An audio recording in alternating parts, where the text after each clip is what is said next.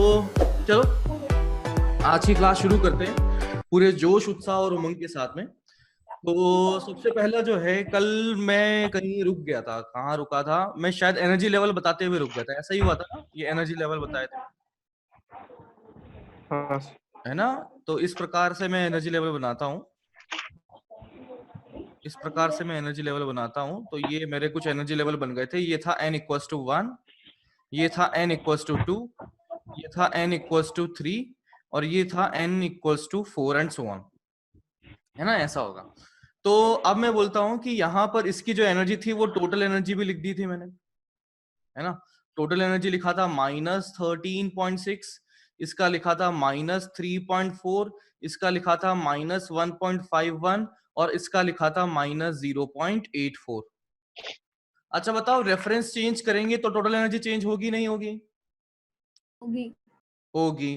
Kinetic energy में कोई change आएगा? नहीं नहीं नहीं आएगा। ठीक है, तो अगर टोटल एनर्जी इतनी है तो मैं इसी के अकॉर्डिंग पोटेंशियल एनर्जी लिखूंगा तो क्या हो जाएगा? इसका डबल हो जाएगा, है ना? इसका 27.2 -27.2 -6.8 -3.02 एंड -1.68 बन जाएगा। ठीक है, ये हमारे पास टोटल बनी। अब एक और चीज होती है एक्साइटेड स्टेट। क्या होती है एक्साइटेड स्टेट? मतलब EXCITED, एक्साइटेड स्टेट। अब एक्साइटेड स्टेट का मतलब क्या होता है कि जैसे n=1 इसे कहा जाता है ग्राउंड स्टेट। क्या कहा जाता है? Ground state. क्या कहा जाता है? ग्राउंड स्टेट कहा जाता है। तो ग्राउंड स्टेट से जब इलेक्ट्रॉन ऊपर गया तो सबसे पहले कौन मिलेगा? n=2। यानी कि जब वो एक्साइट होके सबसे पहली जगह पे गया तो वो कहां था? यहां था। तो इसे क्या कहा जाएगा? इसे कहा जाएगा first excited state. First excited state, and this one second excited state. Second excited state, and so on and so on. तो ध्यान रखना, फर्स्ट एक्साइटेड स्टेट मतलब n=2 है, सेकेंड एक्साइटेड स्टेट मतलब n=3 है, थर्ड एक्साइटेड स्टेट मतलब n=4 है। बात समझ में आ रही है? ठीक है, मतलब आ रही होगी, है ना? चलो, अब इस चीज को अगर आपने नोट कर लिया हो, ये first excited state, second excited state, तो आगे बढ़ते हैं। एंड चलो एक सवाल मैं ओरली बताता हूँ, ओरली करता हूँ, है ना? आपसे पूछता हूँ, बताइए कि हाइड्रोजन एटम में इलेक्ट्रॉन का एंगुलर मोमेंटम, इलेक्ट्रॉन का एंगुलर मोमेंटम 2h/π है। इलेक्ट्रॉन का एंगुलर मोमेंटम किसी ऑर्बिटल में 2h/π है। तो बताइए उसमें उसकी टोटल एनर्जी क्या होगी?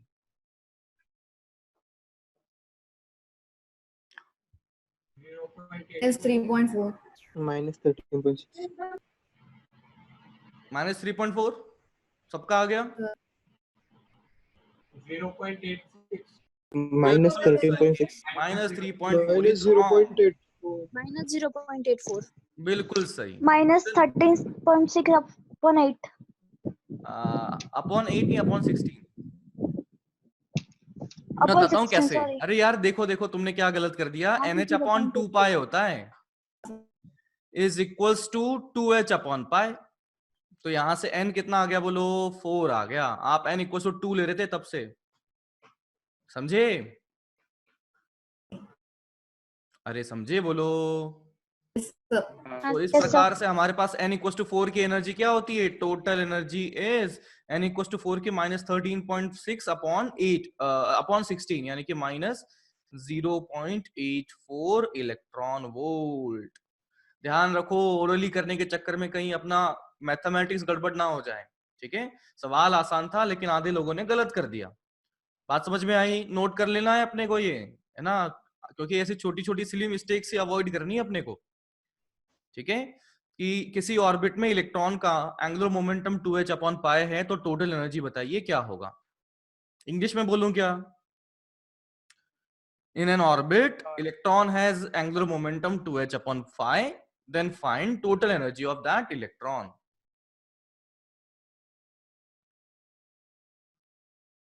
Then find total energy of that electron.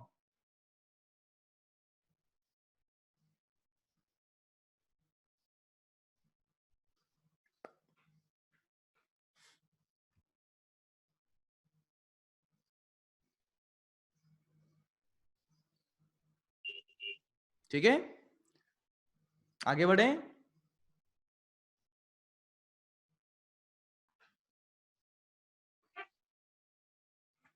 एक मिनट, चैट में क्या आया? चैट में आया डन। लो जी, शुरू करते हैं अगला सवाल। अगला सवाल और अच्छा है, ये लो जी, इसे लिख लो, है ना, इसे लिख लो। For helium ion total energy of electron in ground state, for helium ion यानी कि He+, for helium ion total energy of electron in ground state is minus 13.6 electron volt.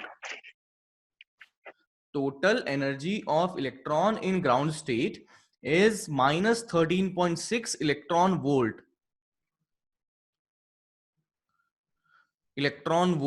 Then find for hydrogen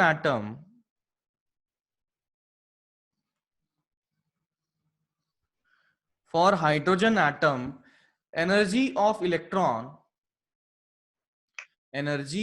electron in first excited state,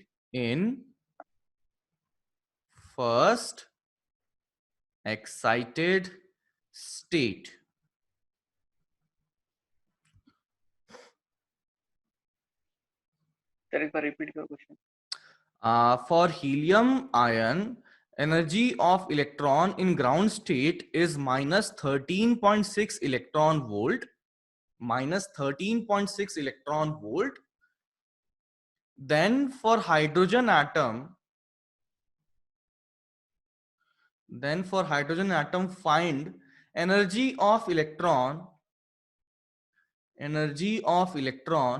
in first excited state.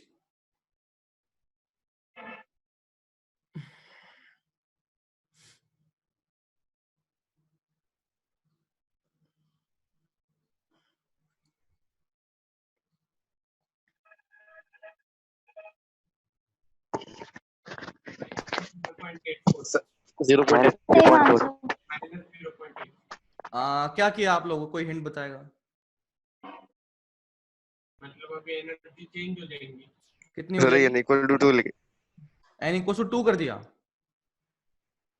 नहीं, पहले n equal to 1 लेके वो जो अपन 13.6 ला रहे थे उसकी जगह पर दूसरी वैल्यू आएगी, तो वो निकाले, तो वो वैल्यू इधर पुट करके n इक्वल टू 2 में अपन। ठीक है, शायद आप सही बोल रहे हैं, मुझे आपकी आवाज इतनी क्लियर नहीं आ रही। मैं स्टार्ट करता हूं, है ना।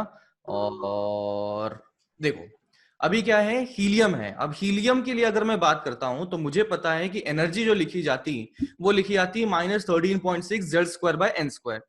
तो Z की वैल्यू कितनी हो जाएगी? 4 हो जाएगी, मतलब 2 हो जाएगी, तो Z² 4 हो जाएगा। तो एक्चुअली यहां पर जो होना चाहिए था वो कितना होना चाहिए था? वो होना चाहिए था -13.6 Z², यानी कि वो 4 हो चुका है, अपॉन n², यानी कि वो तो 1 था, ग्राउंड स्टेट था ना। तो वहां पर क्या होना चाहिए था? -13.6 इंटू 4 होना चाहिए था। बात समझ में आ रही है कि अगर सब कुछ आइडियल रहता जैसे हमने पढ़ा है, तो टोटल एनर्जी का फंडा अगर देखें तो वो हो जाता है -13.6 Z²/n²। Z की वैल्यू कितना है? 2 है, तो ये है -13.6, Z की वैल्यू है 2, तो ये हो जाएगा 4 और ये 1 हो जाएगा। तो ये तो डेफिनेटली इससे मैच नहीं कर रहा है। हमें तो सवाल में क्या बोला है? हमें बोला है सवाल में कि टोटल एनर्जी ऑफ इलेक्ट्रॉन -13.6 है, लेकिन हमारा तो कुछ और ही आ रहा था। तो ये अलग आया कैसे होगा? ये अलग आया कैसे होगा?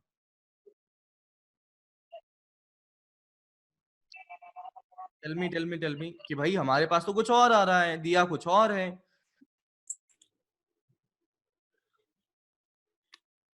हाँ जी सर वो Z²/n² कांस्टेंट रखना है, पर -13.6 की जगह दूसरा कुछ नंबर हो सकता है।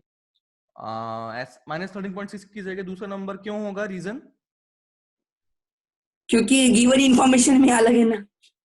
पोटेंशियल एनर्जी इनफिनिटी पे 0 मानना, ये नहीं दिया। हाँ, यहां पर इनफैक्ट जो है हमारा होना चाहिए था इतना, जितना भी आ रहा है, ये कितना आ रहा है, 52 पॉइंट समथिंग जो भी आ रहा है, ये इतना होना चाहिए था। लेकिन आया कितना, इतना आया। तो यहां पर क्या आ गया, टोटल एनर्जी में चेंज आया। और टोटल एनर्जी में चेंज कब आता है, जब हम रेफरेंस पॉइंट को वो ना माने जो फॉर्मूला डिराइव करते हुए माना था। फॉर्मूले में हमने माना था रेफरेंस पॉइंट इनफाइनाइट पर, और सवाल में यहां पर वैल्यू अलग आ गई। इसका मतलब ऑलरेडी हमें समझ में आ गया कि रेफरेंस पॉइंट कुछ और माना गया है। रेफरेंस पॉइंट कुछ और माना गया है। अब देखते हैं रेफरेंस पॉइंट चेंज कर दिया जाए तो क्या होता है।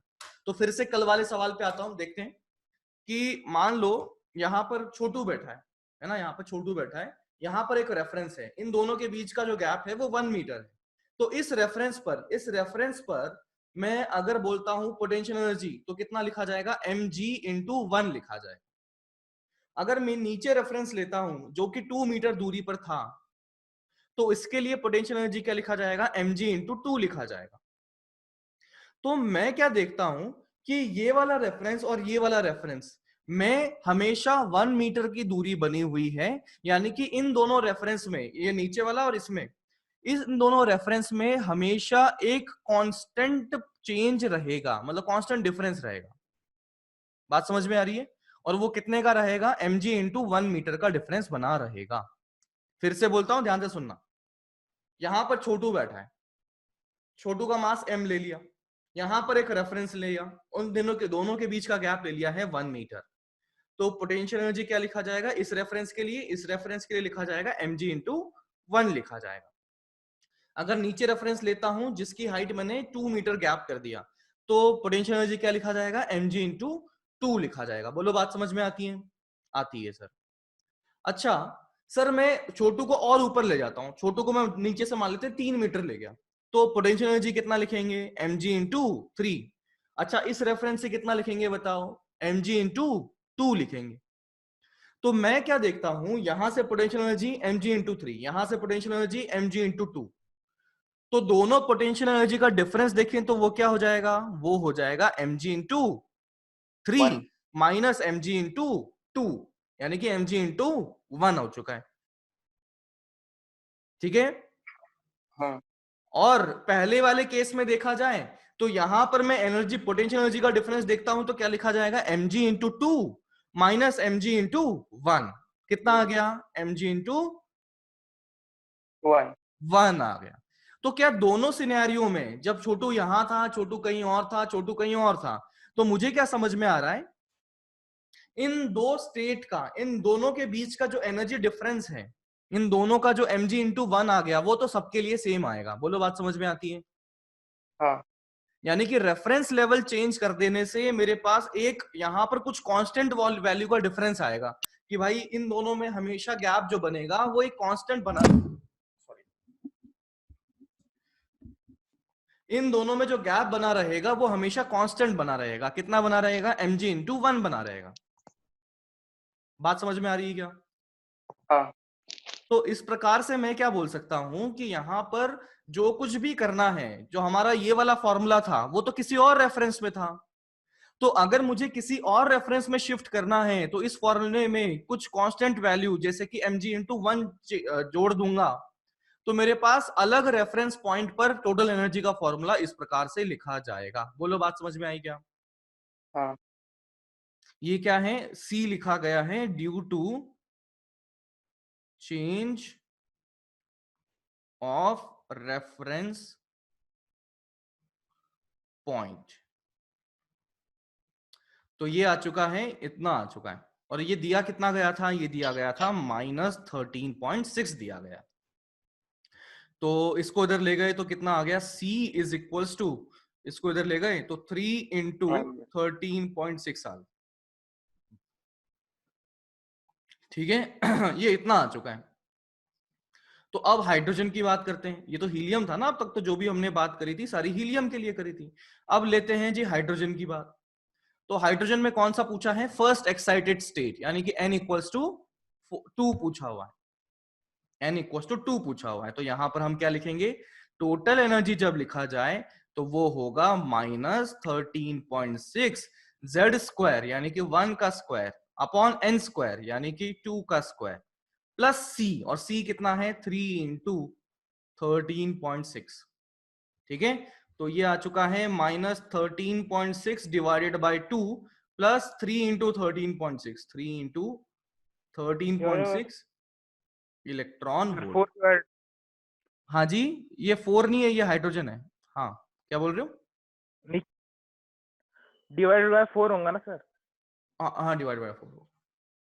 वो मैंने ना जानबूझ के लिखा था, चेक कर रहा था कि तुम सो तो नहीं रहे है ना, वो गलती नहीं थी मेरी, वो मैंने जानबूझ के लिखा था, चेक कर रहा था तुम लोग।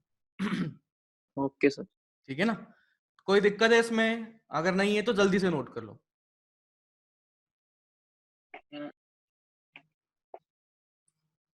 Done done done. ओके, अब बात करते हैं हम हाइड्रोजन। सर रुको ना। ये लिखो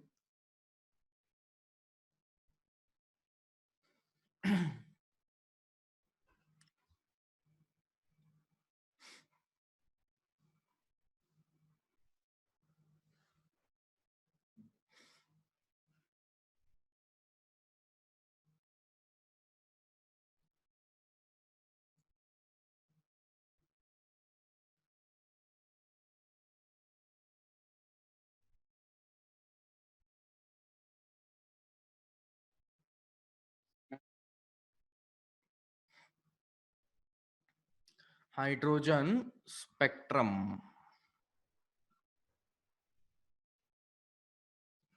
तो हाइड्रोजन स्पेक्ट्रम ऑलरेडी आप लोगों ने पढ़ा है, तो मैं सीधा सीधा तो क्या करूंगा, लेकिन ये ड्रॉ कर देता हूं, है ना। तो ये कितना आ गया, ये आपके पास n इक्वल्स टू 1, ये बना n equals to 1 and n equals to 2 and ये समझ रहे हो, है ना, ये पॉइंट बढ़ते जाएंगे, n equals to 3।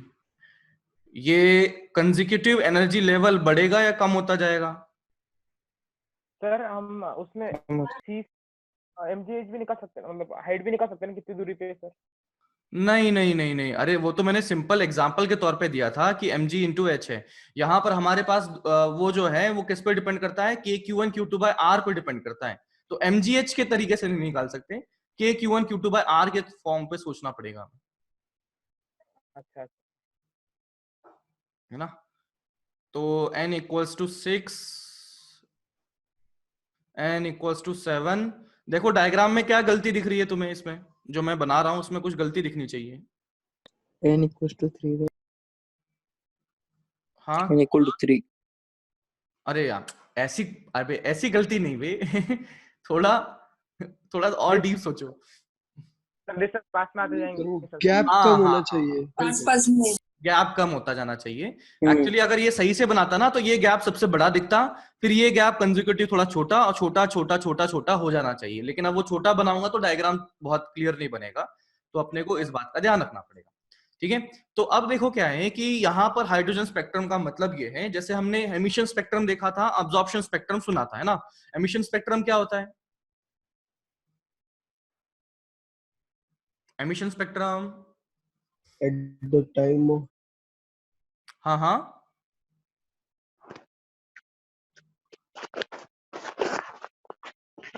Emission spectrum या अब्जॉर्प्शन स्पेक्ट्रम, जो भी आपको ध्यान आ रहा है बताइए क्या था।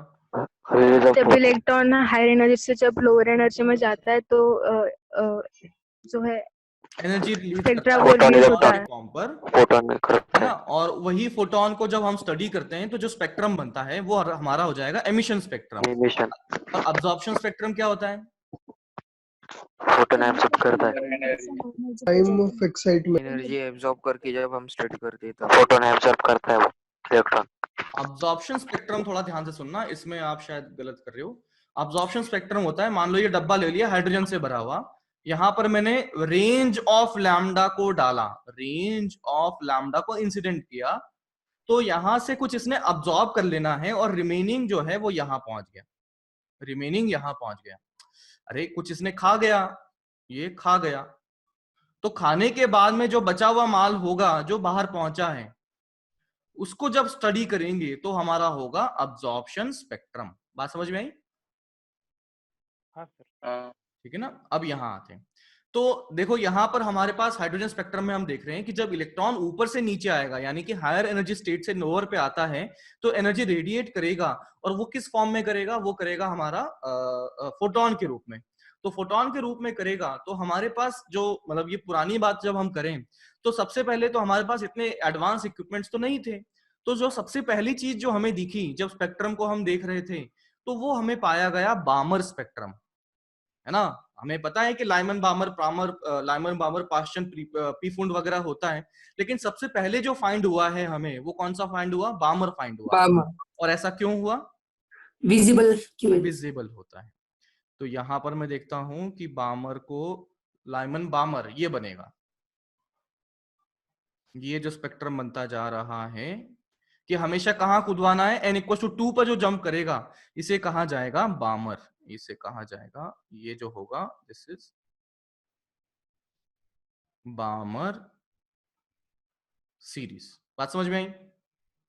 और अगर मैं यहां पर करता हूं कि ये जो होती है विजिबल होती है, ये क्या होती है? विजिबल होती है, ठीक है। तो इसीलिए विजिबल होने की वजह से सबसे पहले यही पाई गई, ठीक है। अब देखता हूं कि यार हमारे पास और भी, जैसे पता लगा कि यार बामर नाम की कोई मतलब ये इस तरह का कोई स्पेक्ट्रम है, तो उन्होंने अब दूसरी इंफ्रारेड और अल्ट्रावायलेट को भी ढूंढना शुरू किया। तो यहां पर हमारे पास जो है क्या मिला कि मैं देखता हूं n=1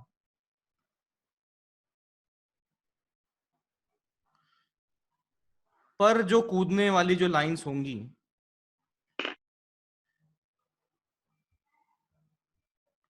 इसे कहा जाएगा लाइमन सीरीज, ठीक है, इसे कहा जाएगा लाइमन सीरीज।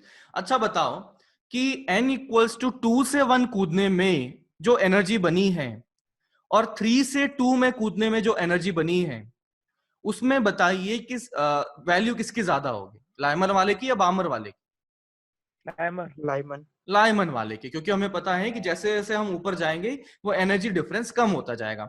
अच्छा बताइए, मैक्सिमम एनर्जी वाला फोटोन फॉर लाइमन और मैक्सिमम एनर्जी वाला फोटोन फॉर बामर में एनर्जी किसकी ज्यादा होगी? छोटे वाले। मैक्सिमम एनर्जी वाला फोटोन फॉर लाइमन और मैक्सिमम एनर्जी वाला फोटोन फॉर पाश्चन बामर में एनर्जी किसकी ज्यादा होगी? मैक्सिमम एनर्जी वाला photon for Lyman, maximum energy वाला फोटोन फॉर बामर में एनर्जी किसकी ज्यादा होगी? लाइमन की होगी यार। देखो मैक्सिमम एनर्जी वाला फोटोन मतलब क्या करना है कि सबसे ऊंची लेवल से n=1 पर जंप करवा दो। बात समझ में आ रही है? तो इलेक्ट्रॉन में एनर्जी सबसे ज्यादा लूज हुई तो फोटोन को मिली हुई एनर्जी भी सबसे ज्यादा होगी, ठीक है। तो ये अल्टीमेटली जो कहां तक जाएगी ये लाइन जाएगी इनफाइनाइट से जब ये जंप करेगा, है ना, ये इनफाइनाइट से जंप करेगा तो ये हो जाएगा इसकी मैक्सिमम एनर्जी वाले फोटोन की लाइन। बोलो बात समझ में आती है? हाँ। अगर मैं बामर के लिए बोलता हूं तो मैक्सिमम एनर्जी का ट्रांजिशन कहां से कहां हुआ होगा? 2 से इंफिनिटी से 2, उल्टा नहीं, इंफिनिटी से 2। अच्छा बताओ, अब इंफिनिटी से 1 की एनर्जी और इंफिनिटी से 2 की एनर्जी कौन ज्यादा होगा? लाइमन वाला ज्यादा होगा। तो अब डाउट समझ में आया? ये जो आप गलत बता रहे थे अब क्लियर हुआ? हाँ। अच्छा अब एक और सवाल कि लाइमन का मिनिमम एनर्जी वाला फोटोन, है ना, लाइमन का मिनिमम एनर्जी वाला फोटोन और बामर का मैक्सिमम एनर्जी वाला फोटोन में किसकी एनर्जी ज्यादा हो? लाइमन की मिनिमम, लाइमन का मिनिमम एनर्जी वाला फोटोन और बामर का मैक्सिमम एनर्जी वाले फोटोन में किसकी एनर्जी ज्यादा होगी? बामर की। लाइमन कैसे लाइमन बोल रहे हैं? बोलिए लाइमन कैसे? बामर का मैक्सिमम एनर्जी, मैं बोल रहा हूं अगले पेज पे लिखता हूं कि मिनिमम एनर्जी ऑफ लाइमन वाला फोटोन और मैक्सिमम एनर्जी ऑफ बामर वाला फोटोन, इसमें एनर्जी कितनी ज्यादा होगी? Lyman बामर, Lyman बामर। तो चेक कर लेते हैं ना। तो देखो, मिनिमम एनर्जी ऑफ लाइमन किस ट्रांजिशन में होगी बताइए? 2 से 1 1 2 से 1 में। और कितनी होती है वो? 10.2 EV 10.2 EV। कैसे पता लगा? हमने क्या कर दिया, 2 की एनर्जी माइनस 1 की एनर्जी। 2 की कितनी है? माइनस 3.4, माइनस 3.4, और 1 की एनर्जी कितनी है बोलो? माइनस 13.6। तो डिफरेंस लिया तो कितना आ गया? 10.2 आ गया। तो ये कितनी है? Minimum energy is 10.2 electron volt. Maximum energy of बामर, तो मैक्सिमम एनर्जी ऑफ बामर के लिए कहां से कहां ट्रांजिशन होगा? इन्फिनिटी से 2 पे इन्फिनिटी पर एनर्जी क्या बोलते हैं? हाँ, जीरो होगी। कैसे होगी? Minus 13.6 Z square by N square. N की वैल्यू इनफाइनाइट, तो डिनोमिनेटर इनफाइनाइट, तो यहां पर टोटल एनर्जी जीरो। कहां पर? इनफाइनाइट पर। एन इक्वल टू 2 की एनर्जी 3.4 माइनस 3.4, तो दोनों का डिफरेंस क्या आएगा? 0 माइनस माइनस 3.4, यानी कितना आ गया? प्लस 3.4। अच्छा बताओ, 3.4 बड़ा होता है या 10.2? 10.2। तो ये होना चाहिए था, इतना डाउट होना ही नहीं चाहिए। अरे जो भी मैंने बोला उसको आप लिख लीजिए ना इसे साइड में, ठीक है ना। तो इस सवाल में फंसे हो तो इसको जरूर लिख लेना कि बताइए minimum energy of Lyman photon और maximum energy of Balmer photon में कौन बड़ा होगा। तो इस प्रकार से जरूर लिख लीजिए, इसमें आपका डाउट बना है, ठीक है। बाकी तो आपने बता दिए, ठीक ठीक। अब अगला बात करते हैं। अच्छा, तो ये तो कौन था? विजिबल था। हमें ये समझ में आ गया है कि बामर की सबसे ज्यादा एनर्जी और लाइमन की सबसे कम एनर्जी में बड़ा कौन? लाइमन बड़ा है। अरे अभी देखा ना यार, लाइमन की सबसे छोटी एनर्जी और बामर की सबसे बड़ी एनर्जी में लाइमन बड़ा है। तो लाइमन बड़ा है तो इसके फोटोन की एनर्जी बड़ी है, और इसकी फोटोन की एनर्जी बड़ी है। तो यहां पर मुझे पता है एनर्जी बराबर होता है एच न्यू। तो यदि एनर्जी ज्यादा तो फ्रीक्वेंसी भी ज्यादा। फ्रीक्वेंसी ज्यादा तो लैम्डा कम। तो बामर के लिए हमारे पास विजिबल बना था, तो लाइमन के लिए किस प्रकार का स्पेक्ट्रम पाया जाएगा? बामर के लिए विजिबल बना था, लाइमन के लिए किस प्रकार का स्पेक्ट्रम पाया जाएगा? अल्ट्रावायलेट। क्यों? क्योंकि उसका लैम्डा कम हो रहा है। तो यहां पर ये लिखा जाएगा यूवी रीजन। ये जो बनेगी लाइमन वाली जो बनी पाई जाएगी वो अल्ट्रावायलेट बनी पाई जाएगी, ठीक है। अब अगले चलते हैं। अगला कौन सा होगा? लाइमन बामर पाश्चन। तो वो कहाँ कूदेंगे? n = 3 पर कूदवाएंगे। तो ये n = 3 पे जंप करवाया, तो ये इस तरह से है ना। ऐसे खूब सारी बनती जाएंगी, मैं 2-3 ही बना रहा हूं, जगह नहीं है अपने पास। तो ये अपनी बन गई है लाइमन बामर पाश्चन सीरीज। पाश्चन है। अच्छा बताओ, फिर से सवाल पूछता हूं, ध्यान से सुनना। बामर का मिनिमम एनर्जी और पाश्चन की मैक्सिमम एनर्जी वाला फोटोन में किसकी एनर्जी ज्यादा? बामर की ज्यादा है। क्यों? क्योंकि बामर की मिनिमम एनर्जी अगर देखें तो कहां से? 3 से 2 में जंप करने में जाएगा, वो होगा, है ना। तो 3 पे एनर्जी कितनी होती है? वो होती है -1.51। 2 पर एनर्जी कितनी होती है? -3.4। तो डिफरेंस कितना आ जाएगा? 2 पॉइंट समथिंग समथिंग आएगा, 1.98 या ऐसा कुछ आता है। बोलो भाई। हाँ सर। और अगर पाश्चन की अधिकतम एनर्जी की बात करें तो कहां से कहां जंप करेगा? इन्फिनिटी से 3। इन्फिनिटी से 3 पर एनर्जी कितनी थी? -1.51 थी। इन्फिनिटी पर जो 3 पर एनर्जी थी -1.51। इन्फिनिटी पर एनर्जी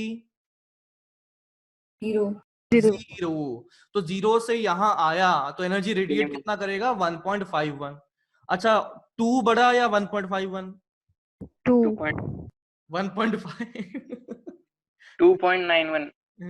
2.91। अरे 2 पॉइंट समथिंग आएगा, पता नहीं जो भी आएगा। तो बामर की मुझे क्या दिख रहा है कि छोटी से छोटी बामर की पास्चन की बड़ी से भी बड़ी है। तो इसका मतलब यहाँ पर जो पाया जाएगा एनर्जी, यहाँ की जो एनर्जी पाई जाएगी वो छोटी है।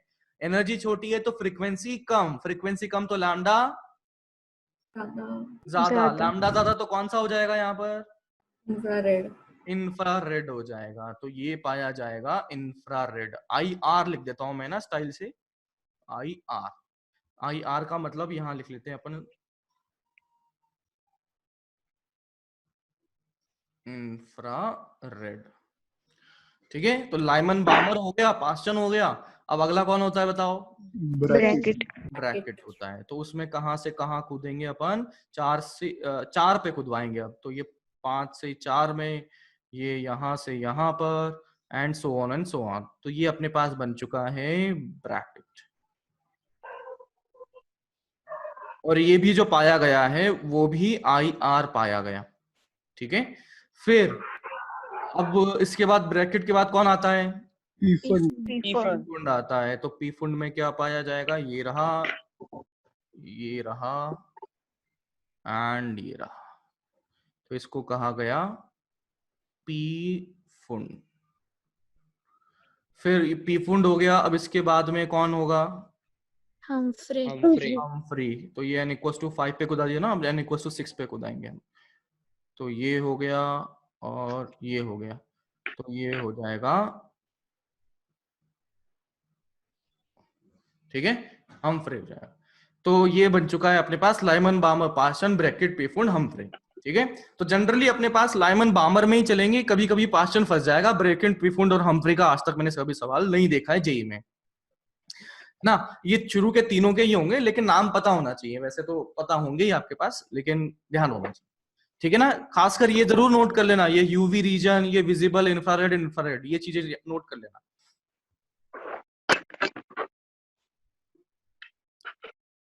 ठीक है, कर लो जल्दी से।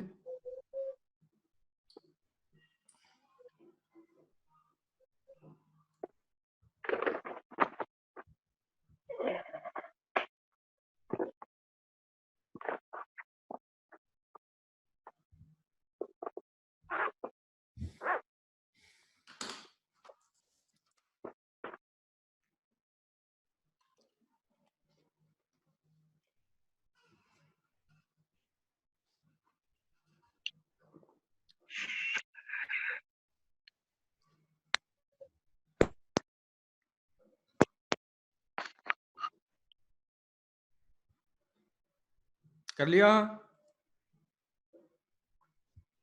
नहीं करो।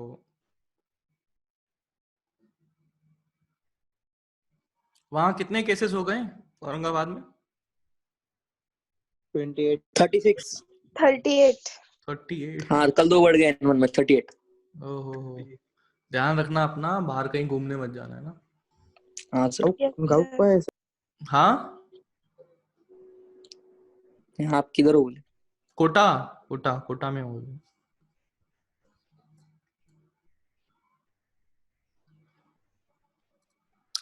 तो यहाँ तो काफी ज्यादा सिचुएशन हो रही है।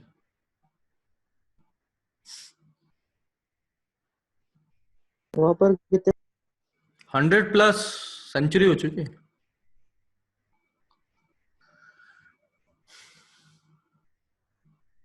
से तो सारे बच्चे भाग गए होंगे। हाँ, अभी मतलब काफी लोग तो चले गए, लेकिन कुछ अटक गए थे, तो वो लोग भी निकाले जा रहे हैं, मतलब धीरे धीरे करके। जैसे अभी सुना होगा यूपी से निकाले, और एमपी से, एमपी वाले स्टूडेंट्स और यूपी वाले स्टूडेंट्स चले गए। उत्तराखंड वाले भी शायद जा रहे हैं, या ऐसा कुछ है। वेदांत, आप कहाँ से हो?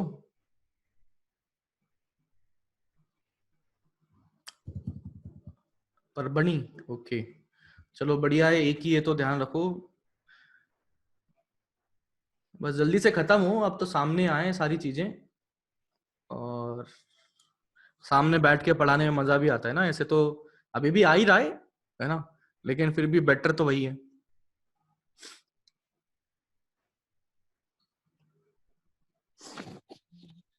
हो गया सर।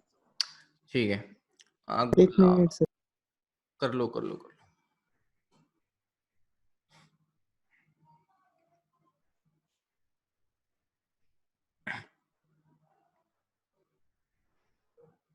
हो गया। हाँ जी, तो अब क्या करना है, अपने को देखना है कि मैं देखता हूं कि इलेक्ट्रॉन जो है यदि N2 से N1 जंप करता है ना, ये ट्रांजिशन करता हुआ पाया गया, कहां से, N2 से N1 में ट्रांजिशन करता हुआ पाया गया। तो मैं देखना चाहता हूं कि इसकी जो एनर्जी है वो क्या लिखी जाएगी, है ना, कि भाई जो फोटोन बना है वो क्या लिखा जाएगा। तो मुझे पता है कि जब वो ऊपर हाई एनर्जी स्टेट से लोअर में आता है तो वो जो एनर्जी डिफरेंस है वही किसको मिल जाएगा, वही हमें बाहर फोटोन को मिल जाएगा। बात समझ में आ रही है? मैं बोलता हूं कि यहाँ पर एक एनर्जी स्टेट, ये है दूसरी एनर्जी स्टेट, दोनों हायर एनर्जी स्टेट से जब वो लोअर पे जंप करेगा तो उसकी एनर्जी इलेक्ट्रॉन की कम हो गई और वही एनर्जी फोटोन को मिली है। फोटोन की एनर्जी क्या लिखते हैं अपन, hc अपॉन लैम्डा लिखते हैं। तो मैं कह सकता हूं energy lost by electron is energy of photon, कोई इसमें तो डाउट है ही नहीं। तो एनर्जी लॉस्ट बाय इलेक्ट्रॉन अगर लिखें तो हमें पता है कि वो पूरा जो मसाला होगा वो होगा -13.6 z² बाय n स्क्वायर, है ना। तो ये हो जाएगा z² 1/1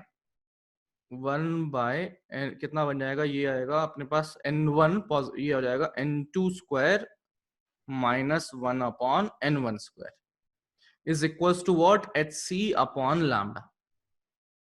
ठीक है, तो यहां से अपन क्या करते हैं, जो भी कांस्टेंट है ना उसकी वैल्यू पुट कर देते हैं। ये 13.6 जो था इलेक्ट्रॉन वोल्ट में था, h की वैल्यू पुट करेंगे, c की वैल्यू पुट करेंगे, तो यहाँ पर एक नई टर्म बना देते हैं अपन, r बना देते हैं। कांस्टेंट था ना ये भी, ये सब डिवाइड करके अपन ने r बोल दिया यहाँ पे। ठीक है, तो r z² 1/n2² -1 upon n1²। r को हम जानते हैं किस नाम से, ग्रेडबर्ग कांस्टेंट। और 1/r की वैल्यू जो हम यूज करेंगे वो करेंगे 912 एंगस्ट्रॉम। ठीक है, क्योंकि आप सॉल्व करोगे तो देखोगे यहां पर क्या है, z है, z एक नंबर है, n2 क्या है, ये एक नंबर है, n1 क्या है, ये एक नंबर है। तो बेसिकली हमारे पास जो कुछ भी बनेगा ना वो कुछ मान लो ऐसा बन जाएगा कि मान लो lambda is equal to 3/4 r आ गया, या लैम्डा मान लो 5/r आ गया, इस तरह से कुछ भी आ गया। बात समझ में आ रही है ना, r इनवर्स में जाएगा। तो 1/r की वैल्यू 912, जैसे ही 1/r दिखा आंखें बंद करके एकदम क्या लिख देंगे अपन, 912 एंगस्ट्रॉम लिख देंगे। Is that clear? अरे हाँ तो बोल दो। ठीक है, अब एक और चीज जो डाउट होती है कि सर ये n2 कौन सा लेंगे, n1 कौन सा लेंगे। तो देखो बड़ा सिंपल सा फंडा है कि यार ये लैम्डा है, लैम्डा है वेवलेंथ, वेवलेंथ होती है पॉजिटिव। तो भाई साहब हम n2 और n1 इस प्रकार से लेंगे कि ये सारा मसाला पॉजिटिव आ जाना चाहिए। बात समझ में आ रही है ना, है ना। कभी भी कंफ्यूज मत करना कि भाई n2 कौन सा लिया, मतलब कई सारे दे देते हैं ना कि n=3 से 2 कूद रहा है, सर इसमें n2 कौन सा, n1 कौन सा। तो ऐसा ध्यान रखना कि ये पूरा जो चीज है वो पॉजिटिव बननी चाहिए, इस बात से ध्यान रख लो, तो ऑटोमेटिकली अपना सही हो जाएगा, ज्यादा दिमाग लगाना नहीं पड़ेगा, है ना। अदरवाइज कहीं मिस्टेक कर दोगे आप, कहीं गलती कर दोगे। क्लियर? कुछ कह रहे हो कैलाश? 1/n1² -1/n2² कर डालो सर, इजी हो जाएगा। मतलब सेकंड, मतलब जो जहां से आ रहा n2 से आ रहा है -n1 से जा रहा है। हाँ, अगर आप इतने समझदार हैं तो कोई दिक्कत ही नहीं है, मुझे तो बहुत अच्छी बात है, ये सुन के अच्छा लगा आपसे। लेकिन बाय चांस क्या होता है ना कि अपन रश में कई बार ये कर देते हैं कि कुछ उल्टा पुल्टा कर दिया, तो ध्यान रखें हमेशा लैम्डा पॉजिटिव रहेगा। तो मैं आपको बता रहा हूँ कि बस इस प्रकार से आप सोचेंगे तो आपका गलती होने के चांसेस कम हो जाएंगे। आपको समझ में आता है तो उससे अच्छा तो कुछ और है ही नहीं, लेकिन एक बार गलती को अवॉइड करने के लिए आप इस प्रकार से सोच सकते हैं। ठीक है, अब इसको नोट कर लो जल्दी से, तो अगले पेज पे चलते हैं।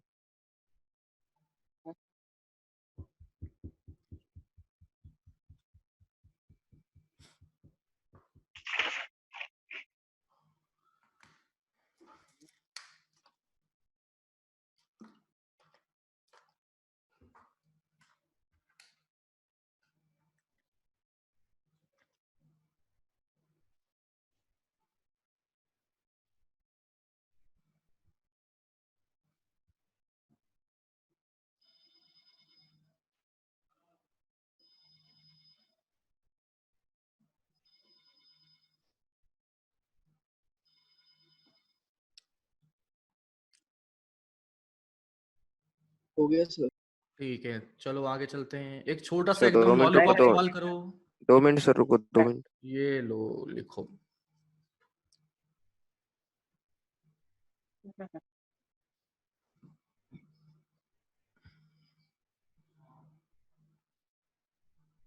हो गया सर। हाँ, अगला लिखें। एकदम आसान सवाल है, बताओ लाइमन की सीरीज लिमिट का लैम्डा बताओ क्या होगा।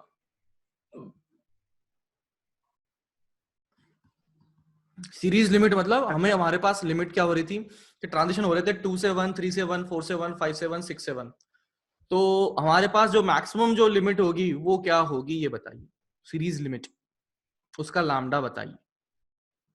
बहुत ही आसान सवाल है, एक लाइन में हो रहा है।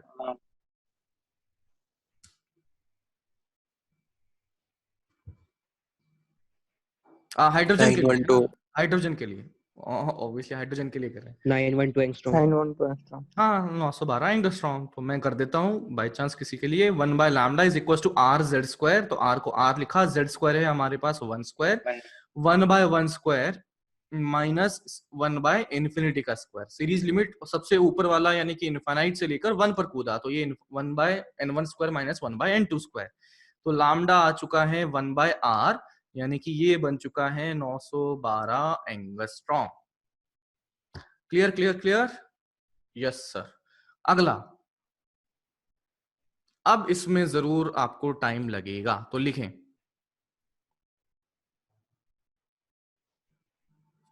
इसमें लैंग्वेज बड़ी सी है, इसको लिखो।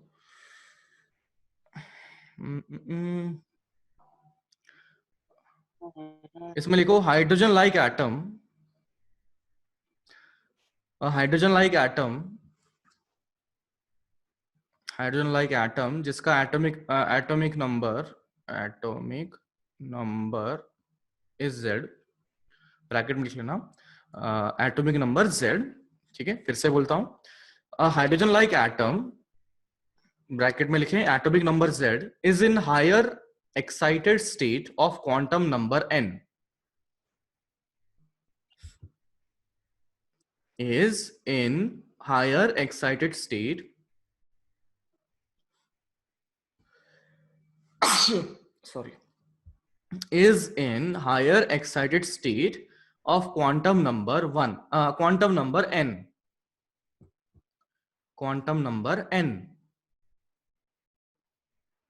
This atom can make this atom can make a transition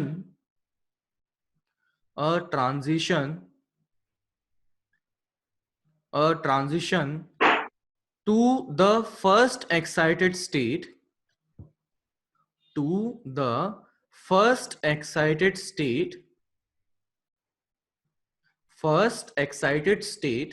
by successively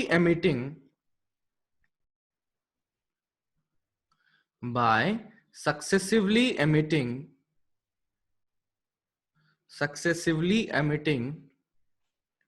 two photons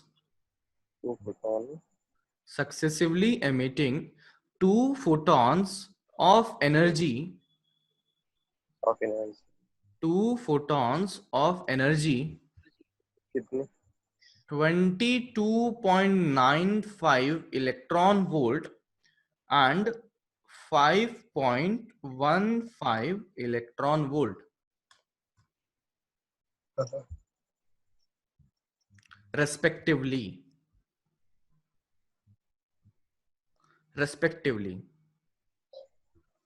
Alternatively,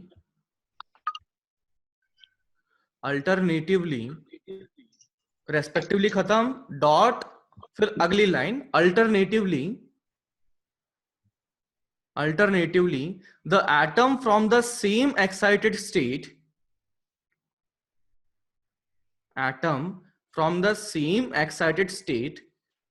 can make transition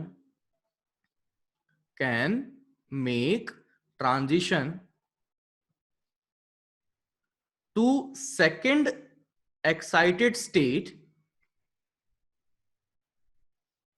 to second excited state by successively emitting two photons of energy 2.4 electron volt and 8.7 electron volt. Successively emitting Successively emitting two photons of energy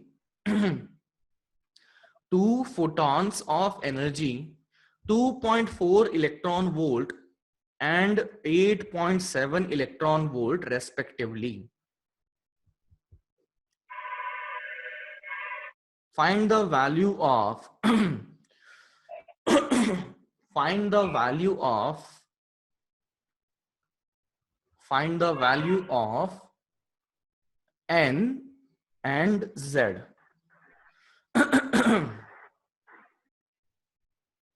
सोचिए, 2 minute है आपके पास.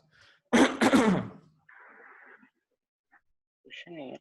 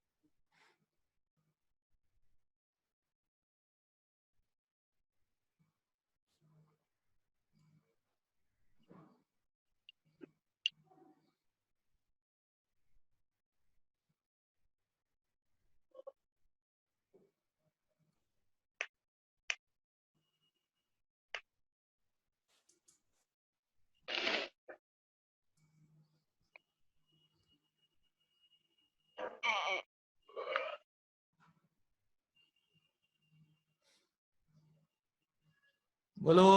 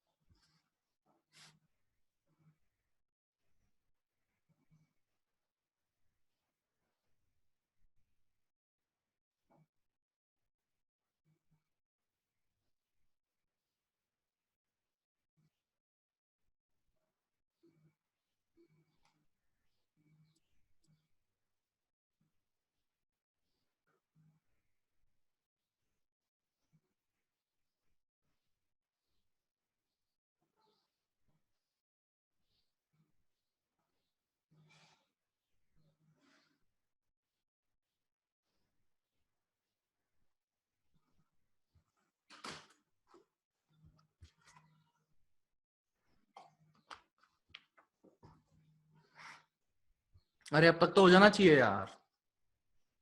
Z की value बोलो कितनी आएगी.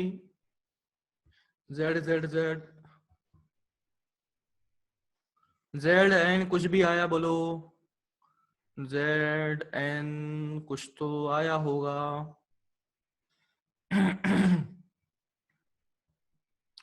To, two, two, two, to.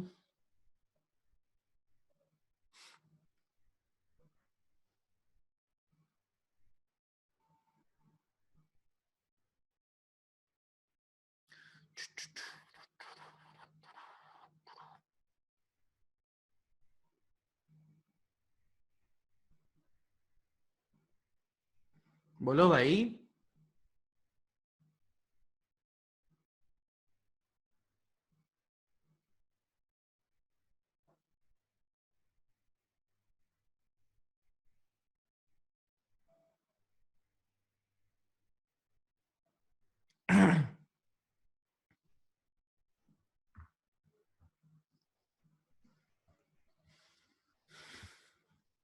अरे इतना time नहीं लगता है, 5 मिनट ले लिया आपने तो, 5-6 मिनट ले लिया।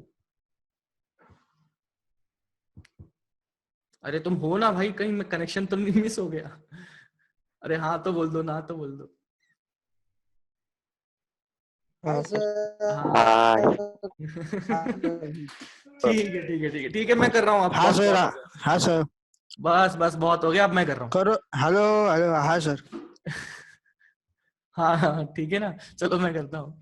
तो देखो यार क्या है कि मुझे पता नहीं है कहाँ पर है, अगले पेज पे करता हूँ, है ना, अगले पेज पे करते हैं। तो क्या बोला है, ये रहा, और ये n इक्वल्स टू n था, मुझे नहीं पता कहाँ है। फिर वो क्या बोला था उसने कि सेकंड एक्साइटेड स्टेट पर आना, फर्स्ट एक्साइटेड स्टेट पर आना है। किस पे बोला था उसने? फर्स्ट बोला था, सेकंड बोला था? फर्स्ट एक्साइटेड स्टेट पर आना है। तो फर्स्ट एक्साइटेड स्टेट मतलब n इक्वल्स टू 2। गलती कर दी, पकड़ लो इसको, आगे नहीं करना, ठीक है? बस जो ये गलती कर रहे हो ना, पेपर में भी वही करोगे, तो अभी इसको पकड़ लो तो वहां पेपर में भी पकड़ी जाएगी, ठीक है ना? ऐसी सिली मिस्टेक ही अपने नंबर कम करती है। अपने को नॉलेज तो बहुत है, अपन तो साइंटिस्ट ही हैं अपन, ठीक है? तो n इक्वल्स टू n था, n इक्वल्स टू 2 पर था, ठीक है? तो इसने क्या किया, एक बार जो जंप किया, उसने कहा कि पहली बार एनर्जी कितनी करी उसने, बोलो? एक तो फोटोन उसने निकाला, कितना निकाला? 22 पॉइंट समथिंग, कितना कुछ था? 22.95। तो ये इसने एक फोटोन निकाला 22.95 इलेक्ट्रॉन वोल्ट का, और उसके बाद में इसने पता नहीं कोई कहीं पे पहुंचा होगा, मुझे नहीं दिया सवाल में, और फिर सीधा जंप कर दिया। और वो कितना दिया उसने? 5.15 इलेक्ट्रॉन वोल्ट उसने यहाँ पर इधर निकाले हैं, ठीक है? ये तो अपन ने जो दिया जानकारी है उसके अकॉर्डिंग मैंने कर दिया। फिर अगली बार क्या बोला कि सेकेंड एक्साइटेड स्टेट पर, कि भाई अल्टरनेटिवली मतलब कोई दूसरा अगर उपाय होता, दूसरा अगर तरीके से सोचा जाए, तो इलेक्ट्रॉन हमें जंप करता हुआ पाया गया। कहां से? n इक्वल्स टू n से। n इक्वल्स टू कहां पर? सेकेंड एक्साइटेड स्टेट पर, यानी n इक्वल्स टू 3, यानी कि n इक्वल्स टू 3, यानी कि मैं यहां कहीं कर देता हूं, ये अपना n इक्वल्स टू 3 हो गया। तो इसमें भी इसने 2 फोटोन निकाले, और 2 फोटोन क्या बोल दिया? 2.4 और 8.7। तो ये बोला इसने 2.4 इलेक्ट्रॉन वोल्ट, 8.7 इलेक्ट्रॉन वोल्ट, है ना? अरे हाँ, तो ये इस प्रकार से बन गया। तो क्या मैं इन दोनों की मदद से, अब ध्यान से सुनना, क्या ये वाला एनर्जी डिफरेंस निकाल सकता हूं? ये डेल्टा ई निकाल सकता हूं? बोलो बोलो। ये क्या होगा? This total minus this total, यानी कितना लिखा जाएगा? 22.95 प्लस 5.15 माइनस 2.4 प्लस 8.7। बोलो समझ में आया?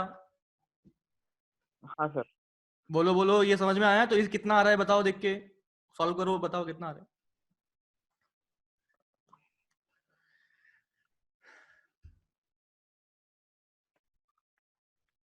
28.1 तो ये आ गया बिल्कुल सही, माइनस ये कितना आ रहा है? 8 और 2 10, 11.1 आ रहा है, इतना ही आ रहा है ना? 1।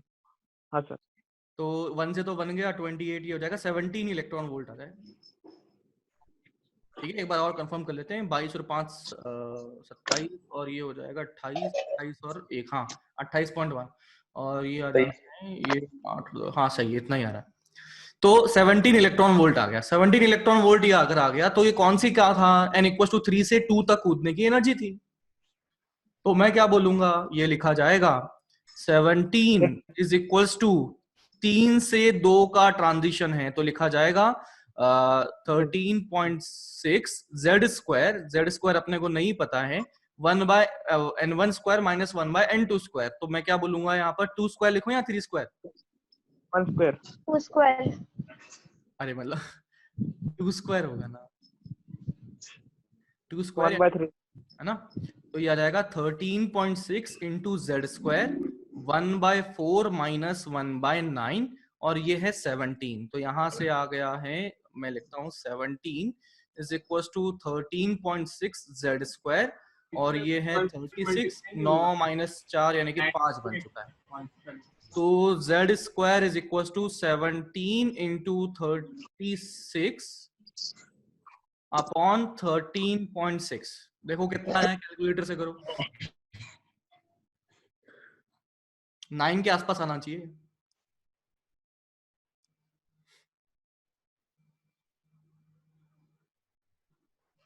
नहीं ये तो 30 कुछ और ही आ रहा है यार। सर इंटू 5 ही रहेगा नीचे सर। हाँ अब आ गया ना। अब बताओ कितना आ रहा है?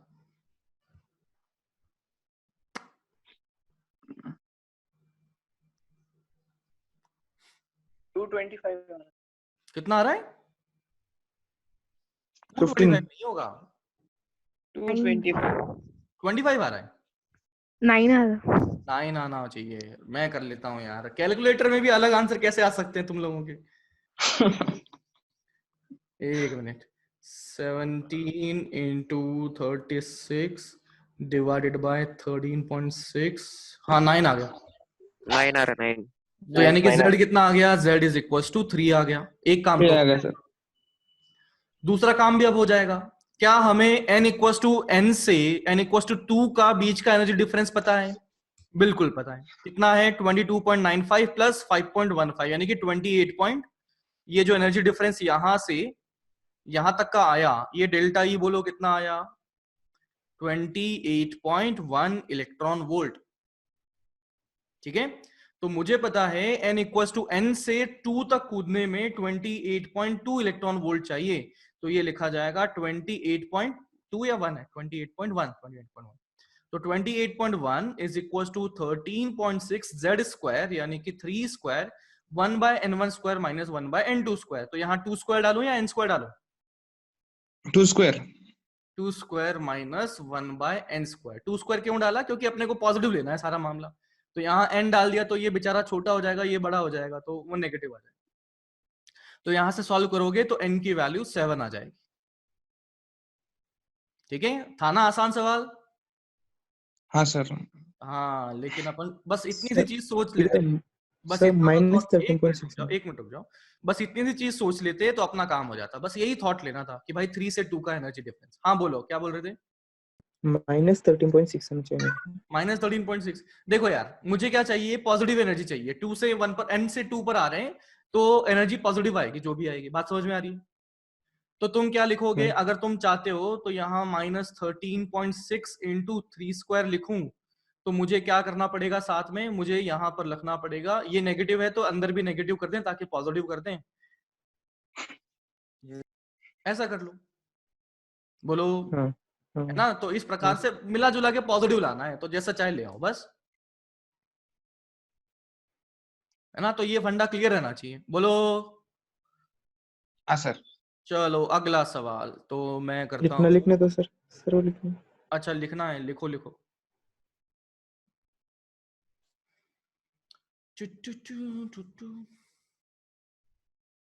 तो पिछली वाली स्लाइड लो ना।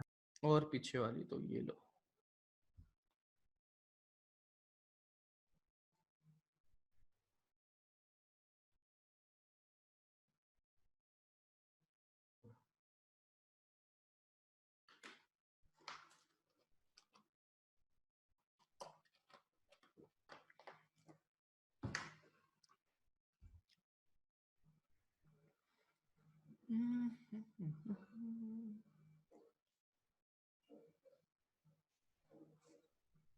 सर जो n की वैल्यू है वो भी इंटीजर है यानी चाहिए?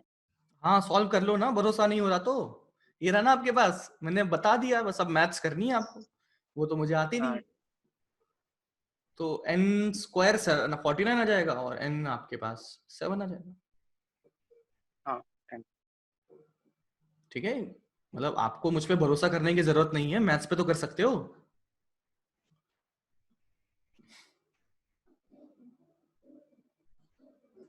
ठीक है, सवाल लिखो अगला। रुको पीछे लो। अरे लिखो लिखो।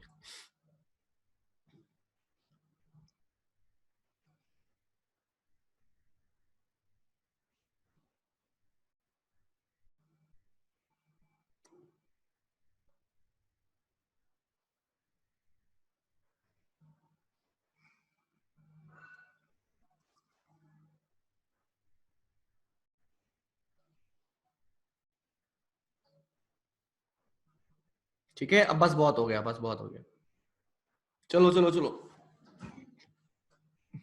अब ये अगला अगला सवाल आपकी स्क्रीन पर ये रहा।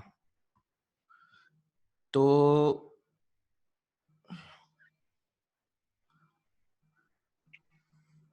है ना, ये ऐसे बना हुआ है, ये ऐसा बन गया, ये रहा, ये n equal to 1, n equal to 2, this is 3, this is 4, this is 5। ठीक है, तो अलग अलग ट्रांजिशन यहाँ हो रहे हैं, है ना। तो एक ट्रांजिशन मैंने बोला ये रहा, इस ट्रांजिशन को मैंने A कह दिया, इस ट्रांजिशन को मैंने कह दिया B। ठीक है, और एक ट्रांजिशन मैंने ये कर दिया, इसको मैंने कह दिया C, और इसको मैंने कह दिया D। बताइए ABCD में से lambda minimum A, B, C और D का किसका होगा, है ना। यहाँ ट्रांजिशन हो रहे हैं ना, तो फोटोन निकला होगा। तो बताइए लैम्डा मिनिमम किसका पाया जाएगा, और आपका समय शुरू होता है अब। 30 सेकेंड्स। सी। सी है, बिल्कुल सही, सी है। और इसका फंडा भी बड़ा आसान है कि यार ए की तो एनर्जी, मतलब ये तो छोड़ ही दो, ए और बी तो, क्योंकि जितना ऊपर जाते जाएंगे, जितना कंसेक्यूटिव का गैप देखेंगे, मतलब ये समझ रहे हो ना कि डी को सोचें, बी को सोचें और ए को सोचें। तो हम देख रहे हैं कि डी, बी और ए ऐसे ऊपर जाते हुए कंसेक्यूटिव हैं। तो मुझे पता है जितना ऊपर जाते जाएंगे एनर्जी बढ़ेगी कम होगी, कम होती जाएगी। वो जो कंसेक्यूटिव की एनर्जी है ना, वो कम होती जाएगी। तो मेरे पास क्या समझ में आया कि डी, बी और ए में सबसे ज्यादा किसकी है, डी की एनर्जी सबसे ज्यादा है। ठीक है, तो मैं अब देखता हूं, ये समझ में आया ना, डी की एनर्जी सबसे ज्यादा है, डी वाले फोटोन की। हाँ सर। है ना। अब बचता कौन है, सी और डी बचता है। तो सी तो चीख चीख के बोल रहा है, क्या बोल रहा है, चीख चीख के बोल रहा है कि भाई मेरी तो एनर्जी ज्यादा है डी से। क्यों, क्योंकि डी प्लस समथिंग कुछ कर रखा है उसने। तो इसका मतलब सी की एनर्जी सबसे ज्यादा आ गई। दैट मीन्स कि सी का लैम्डा सबसे कम होगा। तो कंप्यूटर महाशय सी आंसर को लॉक कर दिया जाए। बोलो, बात समझ में आती है। लैम्डा मैक्स बताइए, ABCD 4 ऑप्शन है आपके स्क्रीन पर। ए सर। ए हो जाएगा। तो answer is a, answer is a. Explain करना पड़ेगा क्या, नहीं करना पड़ेगा, समझदार हो आप लोग। ठीक है ना, नोट करो जल्दी से, मैं आगे बढ़ता हूँ। गिरी सर का नहीं क्या आज? हाँ, गिरी सर का नहीं आज? गिरी सर आएंगे, अभी थोड़ी देर से आएंगे। कोई दिक्कत है क्या? अच्छा है। अच्छा, अभी अच्छा नहीं, अच्छा कुछ नहीं है। ठीक है, आज फराज सर आपकी क्लास नहीं लेंगे। क्यों सर? आप लेंगे सर? वो आज 2 घंटा गिरी सर, तो कुछ तबीयत खराब है, ऐसा कुछ। सर आप लेंगे 2 घंटा गिरी सर की? नहीं, तो 1.5 घंटा मैं करूंगा, 1.5 घंटा फराज सर करेंगे। हाँ गिरी सर। हाँ, ओ सॉरी, गिरी सर हाँ ठीक। गिरी सर। ठीक है, तो चलो अब आगे बढ़ते हैं, है ना। तो मैं लिखता हूं नंबर, अब हेडिंग लिख लें, नंबर ऑफ स्पेक्ट्रल लाइंस, है ना। Number of spectral lines case 1, है ना। फर्स्ट सिनेरियो हम देख रहे हैं। तो इसमें हम क्या देख रहे हैं, हमारे पास खूब सारे एटम हैं, कि huge number of atoms, huge number of atoms हैं, और ट्रांजिशन जो हुआ है, ट्रांजिशन जो हुआ है वो n इक्वल्स टू n से 1 होना चाहिए था। ट्रांजिशन जो हुआ है n इक्वल्स टू n से 1 होना चाहिए था। बात समझ में आ रही है? ठीक है, हमारे पास जो भी कंटेनर लिया, डब्बा लिया, जो कुछ भी लिया, जो हमने सिस्टम लिया है उसमें जो एटम्स हैं उनका नंबर बहुत बहुत ज्यादा है, और उसमें इलेक्ट्रॉन जो जंप कर रहा है वो n इक्वल्स टू n, इससे 1 से 1 पे जा रहा है, मतलब n इक्वल्स टू n से 1 पे जंप कर रहा है। ठीक है, ट्रांजिशन हम फाइनली देख रहे हैं कि भाई इलेक्ट्रॉन पहले कहां था, n पर था और बाद में 1 पर आ गया। ठीक है, तो अब मैं देखता हूं कि ये तो रहा अपने पास, फॉर एग्जाम्पल मैं कर लेता हूं कि अपने पास मान लेते हैं ये n इक्वल्स टू 3 था, ये n इक्वल्स टू 1 है। तो अब एक इलेक्ट्रॉन को मैंने लिया, तो इलेक्ट्रॉन 1 पर कैसे आ सकता है कि भाई n इक्वल्स टू 3 से 2 पर कूदा और 2 से 1 पर कूद दिया, है ना? या एक और पॉसिबिलिटी क्या है कि सीधा का सीधा ये ऐसा जंप कर जाए, क्या कर जाए, सीधा एकदम डायरेक्ट जंप कर जाए। बोलो, बात समझ में आती है? हाँ। लेकिन अभी देखो कि सर एक बार आपने बोल दिया कि इलेक्ट्रॉन ऐसे कूद गया तो बेचारा तो यहां पहुंच गया ना, तो वापस कैसे कूदेगा? तो एक्चुअली यहां पर इसका आंसर दिया गया है इसमें, ह्यूज नंबर, खूब सारे हैं। तो भाई किसी हाइड्रोजन में ऐसे ट्रांजिशन हो रहे होंगे, किसी हाइड्रोजन में ऐसे ट्रांजिशन हो रहे होंगे। बोलो, बात समझ में आती है ना? मतलब किसी एटम की बात कर रहा हूं कि हमारे किसी एटम में हमारे पास हो सकता है किसी में इलेक्ट्रॉन 3 से 2 कूदा, 2 से 1 कूदा, हो सकता है किसी में हमारे पास इलेक्ट्रॉन जो है 3 से सीधा 1 कूद गया होगा। तो हमने सारी पॉसिबिलिटीज कवर कर ली हैं। क्यों? क्योंकि हमारे पास खूब सारी मात्रा में एटम थे। तो अब देखो, अगर ये जनरल ना होके, मतलब ये 3 से 1 ना होके n से 1 होगा, तो यहां पर जैसे हमारे पास 1 2 3 ट्रांजिशन पॉसिबल हैं, 3 ट्रांजिशन मतलब 3 फोटॉन पॉसिबल हैं। तो हमसे पूछा गया है, बताइए इसमें कितने number of photon, number of spectral line मतलब नंबर ऑफ भिन्न भिन्न प्रकार की, डिफरेंट तरह की कितनी लैम्डा हमें दिखेंगी। तो नंबर लाइन आप बताइए क्या लिखा जाए? आवाज नहीं आ रहा। आवाज नहीं आ रहा? मैं तो चीख के बात कर रहा हूँ। सर आवाज नहीं अरे अरे सर आवाज नहीं आ रहा। सर आवाज नहीं आ रहा। अब अभी आ रही है? सर आवाज नहीं आ रहा। रुक जाओ बे, रुक जाओ।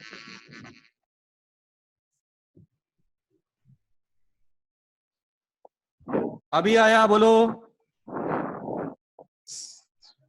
आ रहा है सर। सर ओके सर अटक गया आपका। रुक जाओ आवाज नहीं आ रहा सर।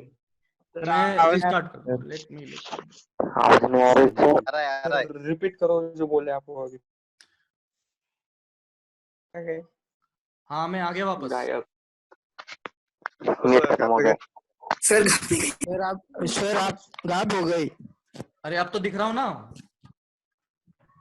कहाँ पे? इधर वीडियो देखो ना, इधर उधर कहीं दिख रहा है?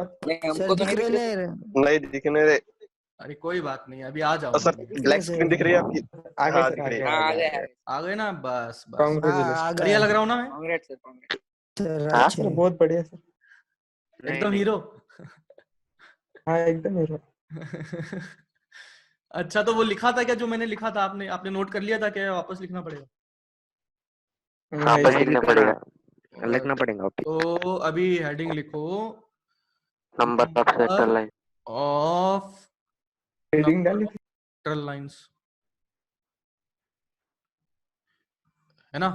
तो मैं देखता हूं केस वन में हमने क्या बोला था कि ह्यूज नंबर ऑफ एटम है, huge number of atoms available हैं, and huge number of atoms है, और साथ में क्या था हमारे पास, ट्रांजिशन जो हुआ है ट्रांजिशन जो हुआ है, transition n equals to n से 1 हुआ है।